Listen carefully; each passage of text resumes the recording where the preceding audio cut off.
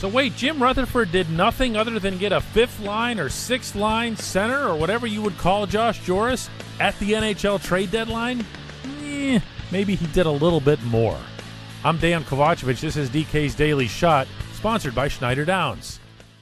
What I want from my public accounting firm is big ideas. But I don't want to lose the personal attention. My company needs global capabilities. From a firm with local ownership. And I want to work with industry experts. Who take the time to understand my unique challenges. And that's what sets Schneider Downs apart. Expertise for the most complex business issues. With the service you need every day. To learn how our big thinking with a personal focus can help your company, visit schneiderdowns.com. No, the deadline day itself wasn't a big splash for Jim Rutherford or the Penguins. As Rutherford said himself after it passed, their deadline move was Derek Brassard last Friday. He has nothing whatsoever to apologize for in that context or any other. He did what he thought he could do. He didn't do anything that he himself would have deemed to be dumb.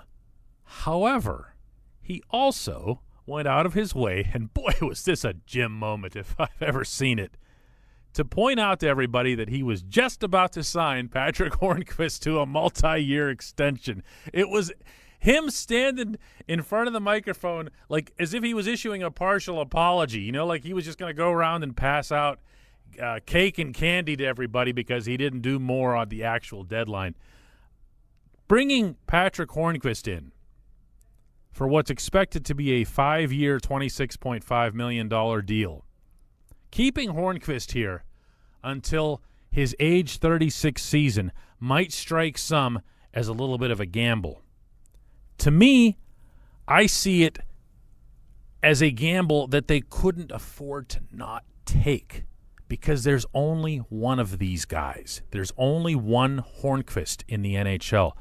Maybe some of us started having stray thoughts or thinking a little bit differently about this whenever Hornqvist was injured and we saw Zach Aston-Reese come up and very impressively go to the front of the net, bang home some rebounds. We're still talking about a rookie. We're talking about a child. Yes, he's promising.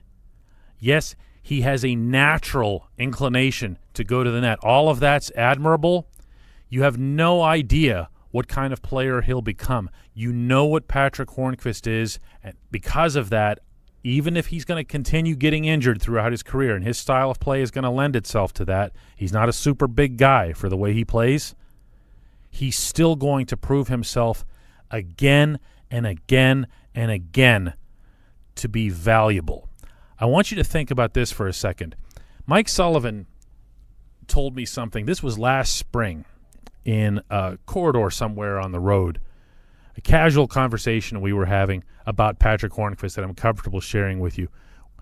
He described 72 as being elite at what he does. And I had one eyebrow go up when he said that. I'm not sure what he meant. You think of the elite wingers in the game or whatever category you want to create for the purposes of a discussion, you're certainly not going to think of Hornqvist. Sullivan sees himself as a head coach as having a player who is the best in the league at what he does, in going to the net, in creating mayhem, in bringing attention to himself, in drawing attention away from his teammates, in distracting the goalie. And yeah, you know what else he's pretty good at? Scoring goals. Remember all the fuss about how when the Penguins traded James Neal and got Hornqvist back and it was supposed to be, well, you're giving up some scoring, but you're bringing back this. Guess who's actually had more points since that trade was made between the two of them? I'll give you a hint. Not James Neal, even though Neal's been very productive in both Nashville and now Vegas. Hornqvist's been the better and more productive player, also two-time Stanley Cup champion. Jim Rutherford should be applauded big time for his deadline day performance. Just not the way we expected. I'm Dejan Kovacevic. This has been DK's Daily Shot. You're listening to DK Sports Radio.